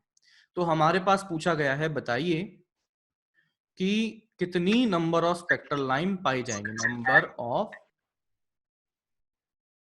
स्पेक्ट्रल लाइंस कितनी पाई जाएंगी, बताइए क्या n लिखें? into n minus 1 by 2. n into n minus 1 by 2. n minus 1 by 2। अच्छा, ये कैसे आया? गिरी सर, अच्छा, गिरी सर ने PNC बताया था। अच्छा, मैथ्स में अपने गिरी पीएनसी सर, पढ़ा है फॉर्मूला ना? है। पीएनसी पढ़ा है ना मैथ्स पढ़ा में? है पढ़ा है पढ़ा है पढ़ा तो है। उसमें अपन ने देखा होगा कि यार मुझे पता है कि अगर इतने सारे एनर्जी लेवल हैं तो दो एनर्जी लेवल कोई भी पकड़ लो तो उनके बीच का ट्रांजिशन से एक स्पेक्ट्रल लाइन आएगी। तो मेरे पास में यहां से देखो कितने एनर्जी लेवल हैं, यहां से 1 से लेकर n तक n एनर्जी लेवल है। तो मैं क्या पकड़ूंगा यहां पर, ये हो जाएगा nc2, यानी कि n into n minus 1 by 2। बोलो, बात समझ में आती है? हाँ सर। तो अब मैं उसको देख भी लेता हूं, इसको अप्लाई करके। कैसे? मैंने देखा था n इक्वल टू 3 2 1, 3 से 1 तक कूदने में कितनी स्पेक्ट्रल लाइन आई थी? 3 आई थी, 3 आई थी सर। है ना? तो मैं एग्जांपल देखता हूं, एग्जांपल ले लेता हूं। ये मैंने लिया n इक्वल टू 3, ये मैंने लिया 2, ये लिया 1। ये है n equal to 3, n equal to 2, n equal to 1। फिर यहां मैंने ट्रांजिशन करवाया तो कैसे आया था? एक ट्रांजिशन ये पॉसिबल था, दूसरा ये पॉसिबल था और तीसरा ये पॉसिबल था। तो कितने, इससे ज्यादा कोई पॉसिबल है क्या? नहीं है। तो इसका मतलब यहां पर जो नंबर ऑफ स्पेक्ट्रल लाइन पाई जाएंगी, नंबर ऑफ स्पेक्ट्रल लाइन जो पाई जाएंगी वो 3 होंगी। ये तो हमने कैलकुलेट कर लिया क्योंकि आसान था कि 3 से 1 तक ही कुदवाना है। लेकिन मैं बोलता हूं 15 से 1 तक कुदवाओ, 15 से 1 तक जंप कराओ। तो अपन कैलकुलेट करने बैठेंगे ना, ऐसे काउंट करेंगे 1 2 3 4 5 6, तो अपनी भाई पेपर छूट जाएगा। तो अपने पास दूसरा तरीका क्या है? वो है n इंटू n माइनस 1, यानी कि 3 इंटू 3 माइनस 1 बाय 2, यानी कितना आ जाएगा? ये 3 आ जाएगा।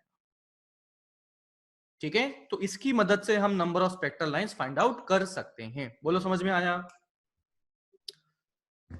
बोलो बोलो बोलो, नोट कर लो जल्दी से, अगले पेज पे जा रहे हैं अपन।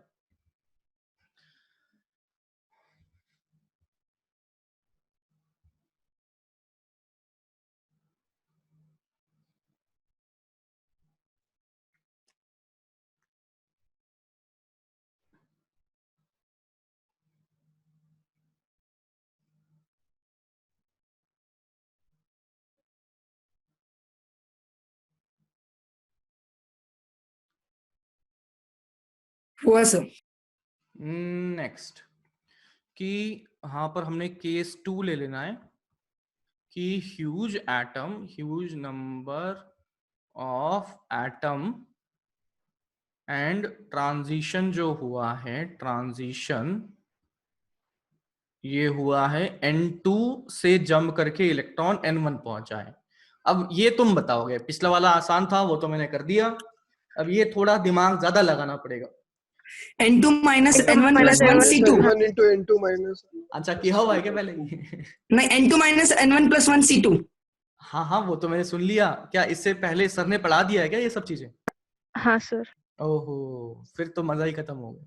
तो लो, मैं कर देता हूं नंबर ऑफ स्पेक्ट्रल लाइन। तो मैं जल्दी से भगा देता हूं यहां से। तो ये हो जाएगा n2 minus n1 plus 1 c2, यानी कितना आ जाएगा? n2 minus n1 plus 1 into n2 minus n1 divided by 2। बोलो, बात समझ में आई? केस 3, 1 एटम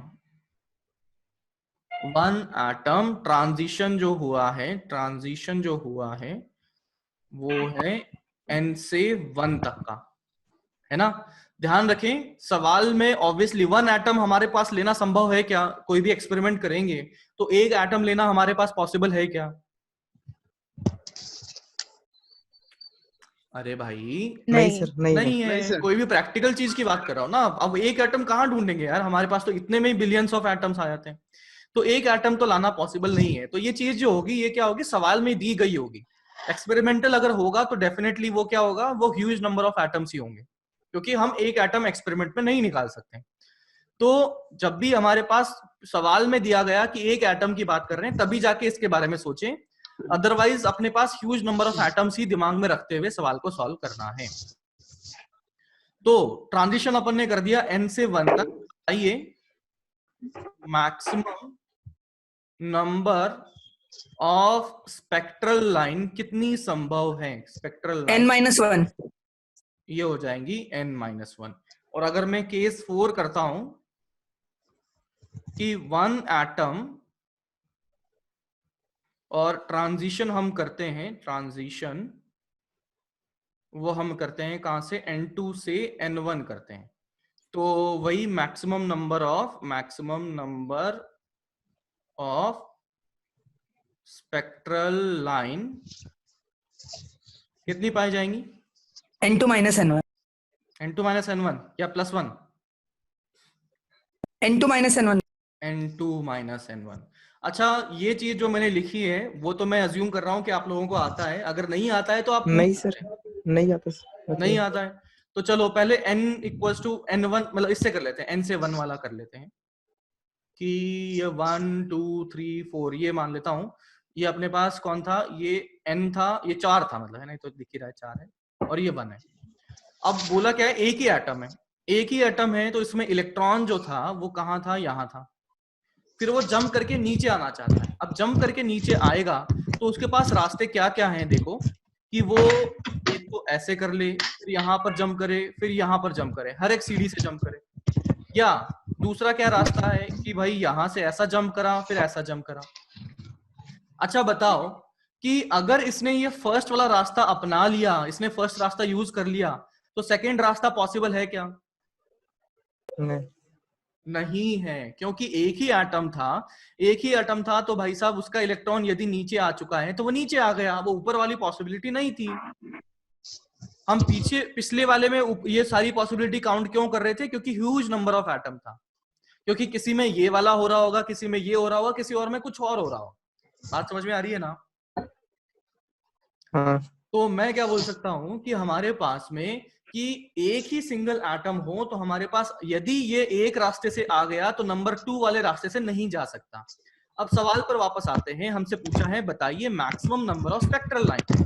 तो मैक्सिमम नंबर बताइए, 1 और 2 में से कौन से में मैक्सिमम नंबर है? 1 में है कि भाई हर ट्रांजिशन करता जाए कि वो 4 से 3 पर आए, 3 से 2 पर आए, 2 से 1 पर आए। इससे किसी और ट्रांजिशन में ऐसा संभव मतलब वो नहीं हो पाएगा। बात समझ में आ रही है? मैक्सिमम नहीं हो पाएगा। तो मैं क्या बोलूंगा कि ये हर एक सीढ़ी को जंप करता हुआ है कि 4 से 3, 3 से 2, 2 से 1। तो इस प्रकार से जंप करता हुआ आएगा तो हमारे पास maximum number of spectral lines पाई जाएंगी। n इक्वल्स टू कितना था, 4 था, और यहाँ पर ये कितना है, 1 है।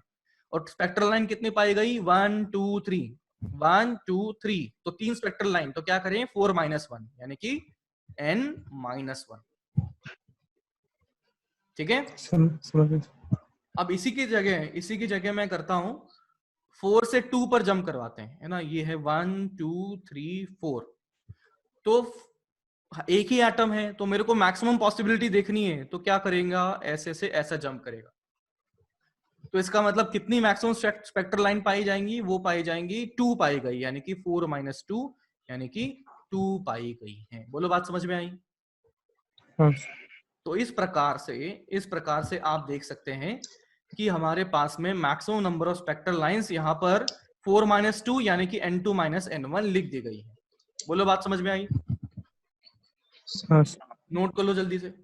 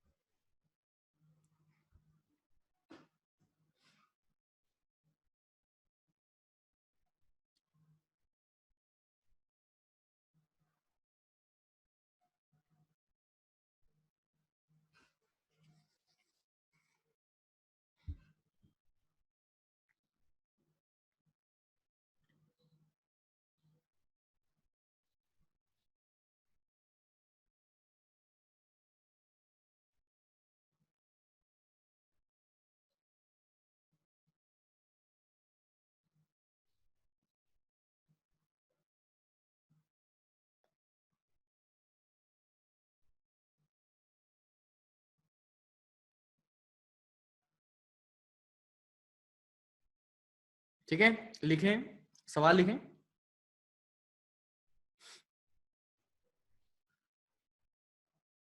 सवाल लिखें। इन हाइड्रोजन एटम,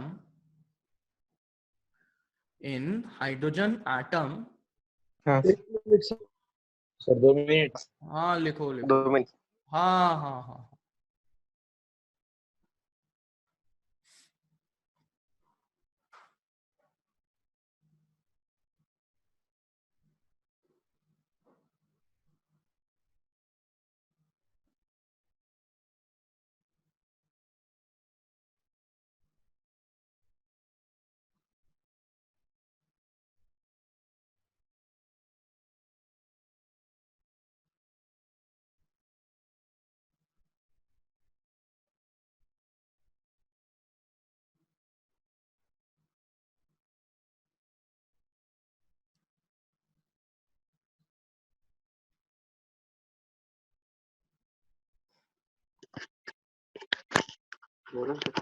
हाँ जी लिखें। In hydrogen atom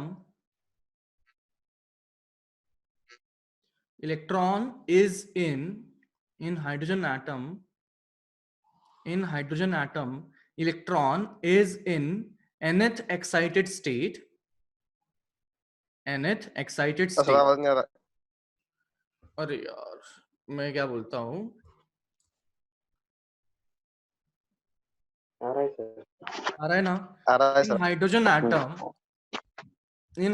atom electron is in nth excited state, yeah. And it may come down to second excited state. It may, आवाज नहीं आ रही सर, आवाज नहीं आ रही, आवाज नहीं। it may, सर टाइप करो स्क्रीन पे, आवाज नहीं आ रहा। आवाज आवाज आवाज सर आवाज नहीं आ रही। सर आवाज अबे आवाज नहीं आ रही। सर आवाज, अरे रुक जाओ अबे। एक काम करो, टाइप करो। सर सर स्क्रीन पे लिखो। ये स्क्रीन दिख रहा है, स्क्रीन विजिबल।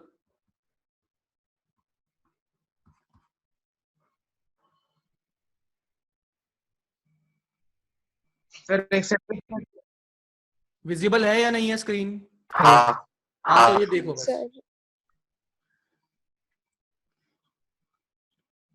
है ना। है ना सर।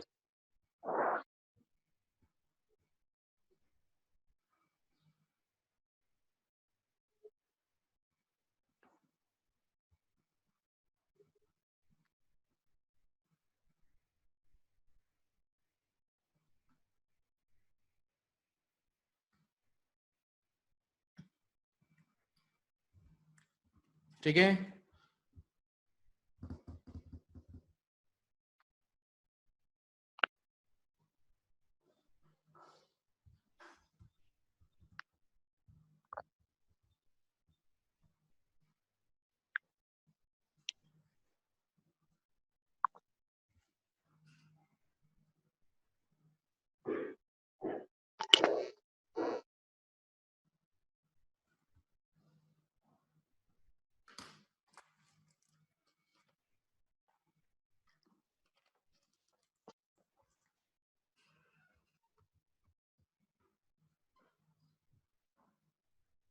सिक्स 6 है। बाकी लोग 7 सर 7। 7 है।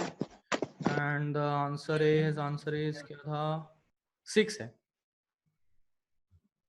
Answer is 6। 7। अब देखो सर तुमने क्या एक्साइटेड गलती स्टेट कर पूछा दी। ना, तो 6 ना। हाँ स्टेट हाँ सर 6। सर ये n देखो इक्वल तुमने टू क्या गलती कर दी। 7 ना, वो nth excited एक्साइटेड state 6 से रहेगा। nth excited state बोला था। तो यानी कि यहाँ पर ये अगर nth excited state बोलता हूं तो ये n+1 ऑर्बिट होगा, और सेकंड एक्साइटेड स्टेट इसका मतलब n इक्वल्स टू कितना होगा? 3 होगा। तो ये होगा थर्ड ऑर्बिट।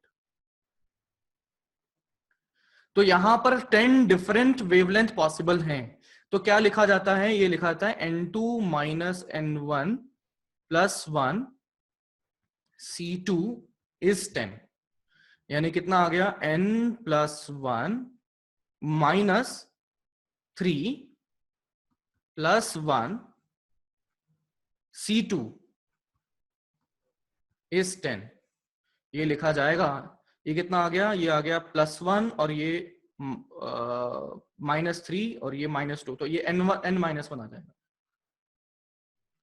है ना। n-1 C2 is 10, यानी कि ये आ चुका है n-1 into n-2/2 is 10, तो ये आ चुका है n-1 n-2 is 20। तो यहां से ये क्या हो जाएगा, ये हो जाएगा 5 × 4 = 20। इसका मतलब दैट मीन्स क्या आ जाएगा, n-1 is 5, इसका मतलब n is equals to what, 6। Clear? Sir आपने क्वेश्चन में तो एक्साइटेड स्टेट की वैल्यू पूछी ना, मतलब n मतलब तो एक्साइटेड स्टेट है ना। अरे nth तो आपने हाँ, तो ये nth एक्साइटेड स्टेट तो लिया, देखो ना यार, ये nth एक्साइटेड स्टेट लिया तब जाके तो मैंने n+1 लिखा इसको। नहीं समझे कि मैंने क्या बोला कि nth एक्साइटेड स्टेट, तो ऑर्बिट क्या हो जाएगा, n+1, तो उसी के अकॉर्डिंग मैंने सब कुछ सॉल्व किया, है ना। एक्साइटेड स्टेट nth है, ऑर्बिट की वैल्यू n+1 है। सर क्वेश्चन में आपने हाइड्रोजन एटम बोला, तो फिर एक एटम होगा ना। अच्छा, और ये भी बोला कि it may come down to second excited state. बिल्कुल सही, बहुत अच्छा सवाल आपने पूछा कि ये सारी पॉसिबिलिटी बता रहा है, कि मतलब सारी पॉसिबिलिटी, भले ही एक एटम हो या ज्यादा हो, लेकिन ये कह रहा है कि सारी पॉसिबिलिटी काउंट करो कि भाई ये सारी 10 अलग अलग प्रकार से नीचे आ पा रहा है। बात समझ में आई क्या? तो इसलिए हमें जो है लैंग्वेज के अकॉर्डिंग पता लगा कि सारी पॉसिबिलिटी काउंट करनी है, इसलिए ये वाला फॉर्मूला हमें यूज करना पड़ेगा। क्लियर? बोलो, एकदम चकाचक क्लियर होना चाहिए, कोई डाउट नहीं होना चाहिए यहाँ पर सर मतलब नॉर्मली तो हाइड्रोजन एटम्स देना चाहिए था ना। हाँ, अगर ऐसा होता तो हाइड्रोजन सैंपल बोल देते या कंटेनर बोल देते, कुछ भी हो जाता, मतलब थोड़ा लैंग्वेज से अपने को आइडिया लग जाएगा। ओके ठीक है, तो चलो अभी इतना रखते हैं। अभी डाउट हो तो बोलो कोई समस्या, जीवन में कोई समस्या है ना, सारी समस्याओं का समाधान किया जाए। नहीं, कुछ नहीं है। अच्छा, तो अब मैं रोज जो सवाल पूछता हूँ आज फिर पूछ लेता हूँ। कौन सा पूछूंगा बताओ? HCV सॉल्व की। HCV हो गई सर। HCV कर लिया तो डाउट पूछ लिया करो यार, मतलब मुझे नहीं है ना सर। क्या हो गया, डाउट नहीं है सर? पार्ट 2 HCV HCV है ही नहीं आपके पास? है सर, PDF। हाँ, HCV है, कैसी भी हो, PDF हो चाहे कैसी भी हो, है ना। हाँ बस सही है। ठीक है, तो सॉल्व कर लो, उसके ऑब्जेक्टिव्स भी कर लो। अब फोटो इलेक्ट्रिक इफेक्ट के जो ऑब्जेक्टिव्स है ना, जरूर करना। हाँ सर। हाँ तो पूरा बोलते हो अब करते हो नहीं करते पता नहीं लगता यार, ऐसे मत करो, मतलब ऐसे पढ़ने का मजा नहीं आएगा। जी सर। है ना, जरूर पढ़ना और वो करना और डिस्कस करेंगे अपन। ठीक है, कोई डाउट हो तो पूछ लेना।